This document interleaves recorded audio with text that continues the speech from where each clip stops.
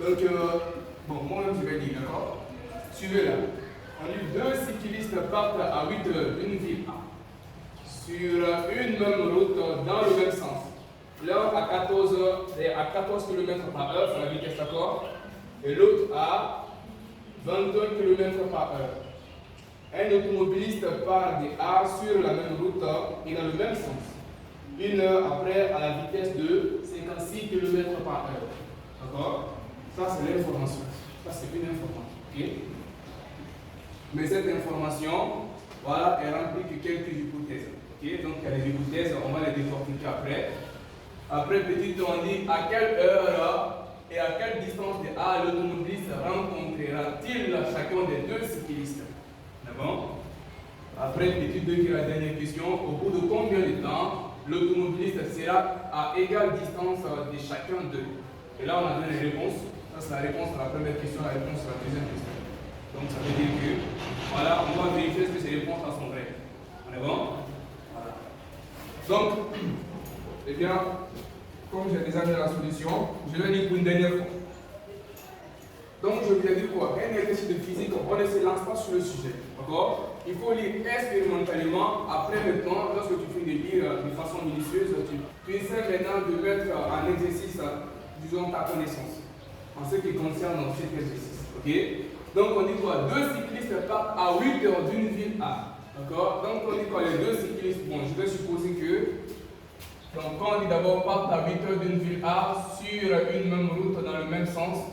Donc, ça veut dire quoi? Ces deux-là ont le même temps d'origine. D'accord? Donc, ça veut dire qu'ils ont pour instant de départ les 8 heures. D'accord? Le premier cycliste et le second cycliste. D'accord? Donc, les deux ont pour temps d'origine 8 heures. On est bon? Voilà. Donc, voilà, je suppose que j'ai la ville A ici. Donc, les deux ont posé ce point A. Voilà, j'ai par exemple le cycliste qui est là. Voilà, je ne suis pas obligé de faire, voilà, un cycliste de façon que ce soit visible. Voilà. Donc voilà le premier cycliste et le second cycliste. Voilà, bon, je vais mettre deux comme ça. Donc le premier cycliste et le second cycliste, d'accord? Maintenant, ils ont bougé en ce point A à l'instant, bon là je vais dire T0, d'accord? T0 égale à 8 heures. Donc ça veut dire quoi? T0, c'est le temps de départ des deux cyclistes. Ok? Voilà. Eh bien, ok, sur la même route, dans le même sens, donc je vais donner sens positif à A. Donc c'est ça. C'est ça le sens positif. D'accord? Bien. On dit l'un à 14 km par heure et l'autre à 21 km par heure. D'accord? Donc ça veut dire quoi? Le premier a pour vitesse 14 km par heure et le second a pour vitesse 21 km par heure. C'est ça, non? Voilà. Donc je préfère noter ça quelque part ici. V1 égale à combien? À 14 km par heure. Là. Et V2 égale à 21 km par heure. Ça veut dire que c'est la vitesse du premier et la vitesse du second. On est bon? Bien. On dit un automobiliste part de A sur la même route et dans le même sens. Ok? Donc ce qui veut dire quoi? Et le premier cycliste, et le second cycliste, et l'automobile, les trois ont le même sens. C'est ça, non? Le même sens, même direction. Donc les trois bougent tout ça. Alors dans la ville A. Okay. Mais tout contraire, ils ne nous ont pas donné la destination. Okay? Ils n'ont pas dit qu'ils vont se diriger vers la ville B. Ça, ils ne nous ont pas dit ça. Okay? Ce qu'on sait, c'est qu'ils bougent tout ça de la ville A pour se rendre quelque part. Okay? Donc, je suppose que l'automobiliste est là. Bon, là, je vais faire alors une voiture, comme ça, on suppose que l'automobiliste est dans la voiture. Voilà. Bon, je ne suis pas tellement fort en dessin. Voilà. Je sais pas. Celui qui est fâché, il devra faire bien pour lui. Hein. Voilà. On accepte ça. Ok? Donc, ils ont tous la même direction. Ils se dirigent tous vers là. Donc, voilà la vitesse. Bon, regardez là. On va voir si on laisse la vitesse quelque part. Un automobiliste part de A sur la même route dans le même sens. Une heure après, à la vitesse de combien? De 56 km par heure, non? On dit une heure après. Donc ça veut dire quoi? Ça veut dire que les deux cyclistes ont bougé à 8 heures. Une heure après le départ, l'automobiliste aussi a bougé. C'est ça, non? Donc, logiquement, l'automobiliste, ça bouge à quelle heure? À 9 heures, c'est ça, non? Donc, alors, j'ai mis ici T0, n'est-ce pas? Maintenant, je vais préférer mettre T0 en, c'est-à-dire le temps de départ des deux cyclistes, là, et aussi le temps de départ là, de l'automobile, d'accord? De l'automobiliste, ça fait 9 heures maintenant, parce que c'est une heure après le départ des deux là, il a bougé. Donc, logiquement, ça fera le 8 heures plus les 1 heure, donc il a bougé à 9 heures. Ok? Maintenant, dans d'autres contextes, là, lorsqu'il sera question alors d'établir les équations Euler, on va négliger alors quelques temps ici et va voir qu'on va trouver les mêmes résultats. Ce qui veut dire que alors cet exercice pourra soit se traiter à des proportions différentes. D'accord? Mais on va aboutir au même résultat. D'accord? Donc, on connaît le temps de départ maintenant de l'automobiliste et on connaît sa vitesse parce qu'on a dit après à la vitesse de 56 km/h. Donc, ça veut dire quoi? La vitesse de l'automobiliste, que je vais entrer maintenant par V3, non? V3 égale à combien? À 56 km/h. Voilà. Donc, voilà, on a transformé ces informations-là en données. Ok? Voilà. Donc, les données sont déjà prises. On va maintenant chercher à répondre aux différentes questions. Mais je vous ai dit, oui, il y a une question. La vitesse là, si on parle de la vitesse initiale. Ici, eh bien, ta question, je vais répondre à ça. D'accord? C'est une très belle question. Mais il ne fallait pas se poser pourquoi. On dit, dans le même sens, on dit l'un à 14 km/h. C'est ça qu'il faut comprendre. Et l'autre à 21 km/h. Est-ce qu'ici, la vitesse des deux cyclistes varie? Ça ne varie pas, n'est-ce pas? Voilà. Il n'y a aucune information qui nous dit que la vitesse des deux varie, ni la vitesse de l'automobiliste varie. D'accord? Donc c'est une vitesse constante. Ok? Ce sont les termes qu'il faut voir dans l'exercice pour savoir la nature du mouvement. D'accord? Lorsqu'on ne parle pas de la variation, ou encore il n'y a pas alors, disons, une phrase dans l'exercice qui te prouve qui te montre que, ou encore qui te montre des initiatives pour dire que, alors il y a résistance de l'accélération, bien la vitesse varie, mais à l'idée que, dans ce cas, le mouvement est réglé uniforme, parce qu'ils n'ont pas parlé de la variation de vitesse, ni la détermination d'une accélération, ni du freinage. C'est bon? Donc c'est un peu ça.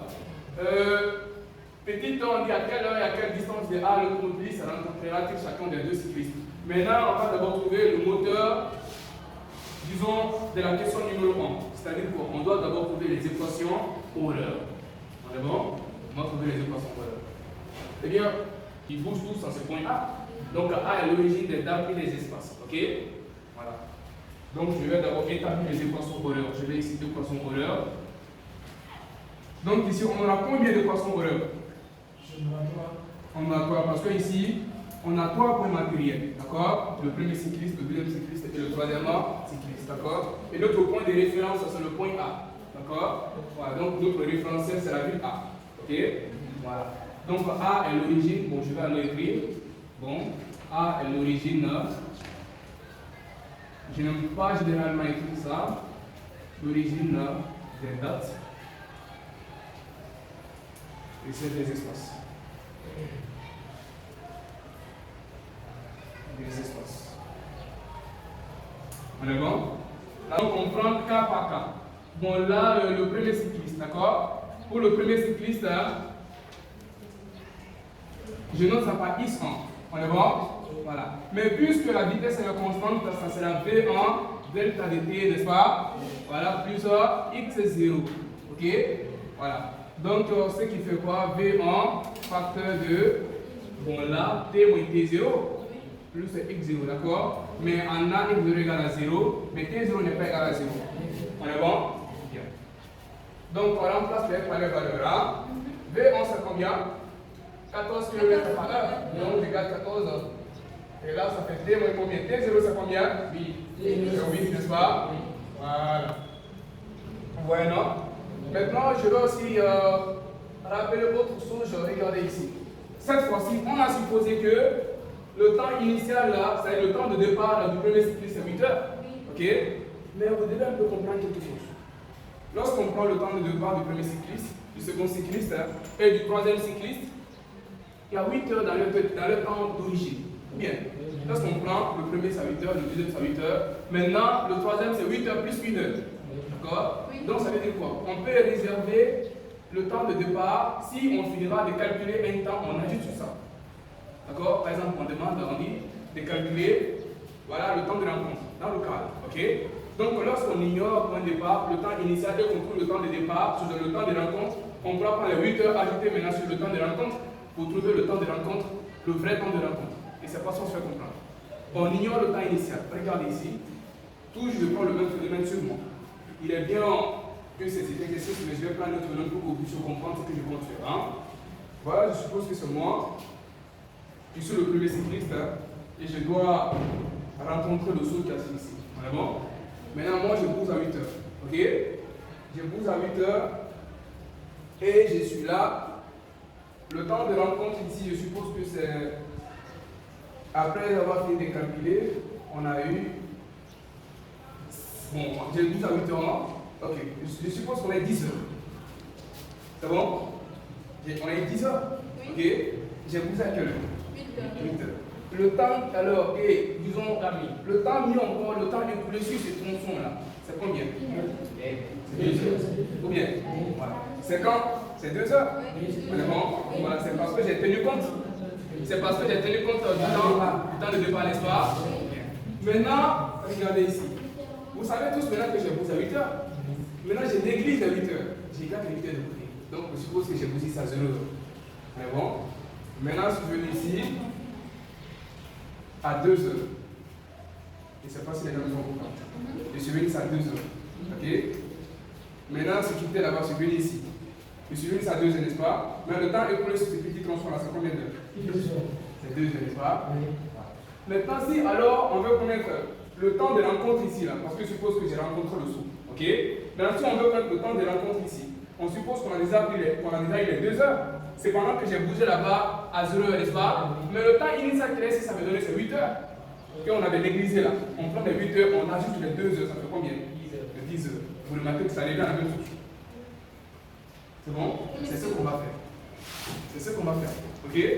Donc, ce qui veut dire quoi? Le temps initial là, c'est pourquoi je vais taper les 2 équations au l'heure, mais je vais prendre l'équation la plus facile. Ok? Voilà, pour ne pas utiliser beaucoup de nombres, c'est pourquoi on néglige le temps initial. Lorsqu'on va trouver le temps de rencontre, on prend les 8 heures, le temps initial, on ajoute sur ça. C'est bon? C'est un peu comme ça. Donc, regardez là, on a eu ça, n'est-ce pas? C'est lorsque T0 égale à combien? 8 heures. Ok? Maintenant, si encore je suppose que T0 égale à 0, je le combien? 14 fois T. C'est ça, non? Donc, on a les deux initiatives. Ok? Voilà. Donc, eh bien, je préfère garder cette équation là-bas, l'équation là comme ça, et non développer. D'accord? Je garde comme ça. Donc, on a l'équation au l'heure du premier cycliste. D'accord? On a les deux situations possibles. On a le premier cas où T0 est différent de 0. On a le deuxième cas où T0 égale à 0. D'accord? Voilà. Maintenant, vous allez voir que c'est la même chose. Maintenant, j'ai pris pour le premier cycliste, je prends aussi pour le second cycliste. D'accord? Donc, pour le deuxième cycliste, là, je donne ça par IS2. D'accord? Ok. IS2 aussi, ça sera V2 delta de T plus X0, n'est-ce pas? Voilà. Bon, là, ça, je peux aller directement. Donc, X2 sera égal. V2, c'est combien? Voilà. Ils ont toujours le même temps de départ. Voilà, je vais prendre les deux cas possibles. Donc, j'aurai T moins T0, T0 c'est 8 heures. Hein? X0 égale à 0. En A, ok? Maintenant, si encore je néglige les 8 heures, j'aurai 21T. D'accord? Ici, lorsque T0 est. Bon, là, est différent de 0 et lorsque T0 égale à 0. On est bon? Bien. On continue toujours notre aventure. Eh bien, pour l'automobiliste, on est bon? Donc, je vais l'automobiliste. Ça, il faut écrire ça. Donc, l'automobiliste, ça, je note ça par X3, d'accord? X3, c'est V3, T moins T0 plus X0, n'est-ce pas? Mais en A, X0 égale à 0. Donc, là aussi, je vais prendre les deux cas possibles. V3, c'est combien? 56 km par 26. Voilà. T0, c'est combien? 9 heures. Maintenant, ça, c'est le cas où T0 est différent de. Maintenant, si T0 égale à 0, je vais voir si mes amis sont intelligents. Regardez. T0 ici, ça fait combien? 9. 8. 8. Je J'ai acheté sur la page 9. C'est ça, non? Oui. C'est parce qu'on a ignoré le 8 dans chaque cas. Ok? Voilà. On a ignoré le 8 Donc si on ignore 8 heures pour l'automobiliste, c'est 1 heure qui va rester parce qu'il a 9 heures comme temps de départ. Donc lorsqu'on retranche les 8 heures, c'est 1 heure qui reste, non? Donc le T0 ici, ce sera 1 heure. D'accord? Voilà. En supposant que ici T0 aussi est égal à 0. D'accord? Pourquoi j'ai dit ça? T0 égale à 0, c'est lorsque on ignore les 8. D'accord? C'est pour qu'il faut comprendre les hypothèses. Quand le professeur parle, on ne pas que je mets T0 égale à 0, tu vas dire pourquoi il n'a pas mis séquencité. On est bon? Voilà. Donc voilà, j'ai établi les 3 équations Euler. Et puis chaque équation Euler a au moins voilà, une toute petite équation en moins. Ok? Maintenant, on va essayer de répondre aux questions posées. D'accord? Voilà, ça, moi je les appelle des moteurs. Hein? Parce que si on ne connaît pas ces équations, on ne pourra pas bouger. Ok? Donc je pense que celui-là c'est bon. Avant que je continue, il n'y a pas de questions. Ça vous va tous? Ça marche? Oui. Voilà, ça te va? C'est bon comme ça? Je ne vais pas transpirer beaucoup aujourd'hui. Hein. Petit temps. On dit à quelle heure et à quelle distance de A l'automobiliste rencontrera-t-il chacun des deux cyclistes? Déjà, quand on pose une question, il faut savoir, il faut chercher à connaître la nature de la question et aussi la signification de la question. Regardez ici. On dit à quelle heure? Regardez là. Quel des A c'est au pluriel? Heure au pluriel. Et distance aussi au pluriel. Donc ça veut dire quoi? On aura au moins 2 temps. Ou bien, au moins 2 temps. Et ici, au moins 2 distances. Mais bon, voilà. Maintenant, le fondement de cette question, c'est quoi? On dit, voilà, à quelle distance de A? L'automobiliste rencontrera-t-il chacun des deux cyclistes? Voilà maintenant la phrase la plus importante. L'automobiliste rencontrera-t-il chacun des deux cyclistes? D'accord? Donc, on demande à vous trouver, voilà, les instants de rencontre, non, parce qu'on a 2 cyclistes. À quel instant l'automobiliste va rencontrer le premier et le second? Parce que ne peut pas les rencontrer en même temps. Ou bien, c'est impossible. À moins que ces deux parcourent la même distance et sur le même point et puis les rencontrer. Voilà. Sinon, on va reformuler la question. Petit temps. Déterminons les heures de rencontre. On est bon? Voilà, déterminons les heures de rencontre. Les heures de rencontre. Voilà. Bon, on fait comme ça. Bien. Donc, alors, si c'est l'automobiliste qui doit les rencontrer, c'est qu'on aura 2 situations. D'accord? La première situation, on va dire ici, lorsque l'automobiliste rencontre le premier cycliste. D'accord? Voilà. Donc, l'automobiliste rencontre le premier cycliste. L'automobiliste, d'accord, rencontre le premier cycliste. Ok.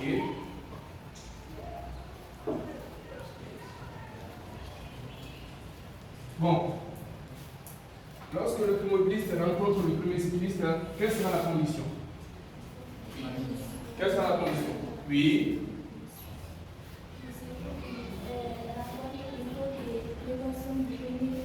Oui. Oui, oui. À l'équation de l'automobile. L'automobiliste, n'est-ce pas? Voilà. En termes très simples, il faudrait qu'il parcourt la même distance. Parce qu'ils ont les mêmes origines. Donc, il y a rencontre lorsque on a X1 égale à X3. C'est ça, parce que X3 c'est pour l'automobiliste. Ok, donc, dans ces cas, on a X1 égale à X3. X1 pour le premier cycliste, X3 l'automobiliste. Donc, alors, je remplace X1 et X2 par les expressions. Mais là, vous demandez, je dis quoi?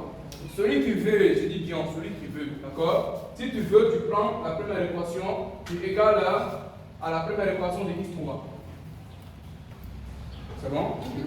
Voilà. Celui qui veut aussi prendre ça, il est égal à ça. Je vais trouver les mêmes réponses. D'accord? Mais là, j'ai dit, celui qui veut beaucoup travailler, c'est fatigué. Voilà, c'est l'intéressé qui prendra la première. Celui qui ne veut pas, c'est fatigué, tu prends ça, parce que ça c'est beaucoup plus facile, plus simple, et contient peu de nombres. On est bon? Donc, moi, à mon nombre à lui, je prends simplement la deuxième équation. On est bon? Voilà. Au lieu de prendre, d'accord? Quelqu'un d'autre aussi peut l'essayer, d'accord? Et même, je veux que quelqu'un prenne toutes les contradictions. Je veux que quelqu'un c'est comme ça. D'accord? Mais tout contraire, vous allez trouver les mêmes résultats. Ok? Ça a été vérifié avant vous, avant moi. Ok? Parce que la dernière fois, on a cheminé ensemble, je pense que les mêmes hypothèses, mais je n'ai pas tellement, je ne me suis pas tellement basé sur ça. Voilà. Donc pour moi, je prends ce qui me semble facile. Hein? Donc je prends x 11 et 14 pi. Ok? Voilà. Égal à ça. 54. Donc ouais, x 3 d'ailleurs. 56 ça. On est bon? Parfait de témoin. On est bon? Donc là, je vais écrire 14t. Ici, je développe, non? Donc ça fait 56 témoins. On est d'accord là? Bien. Bon là, quand vous faites l'instrumental et mathématiques, déjà là, je dépasse le problème avec vous. D'accord? Avec le changement de nom. Ok?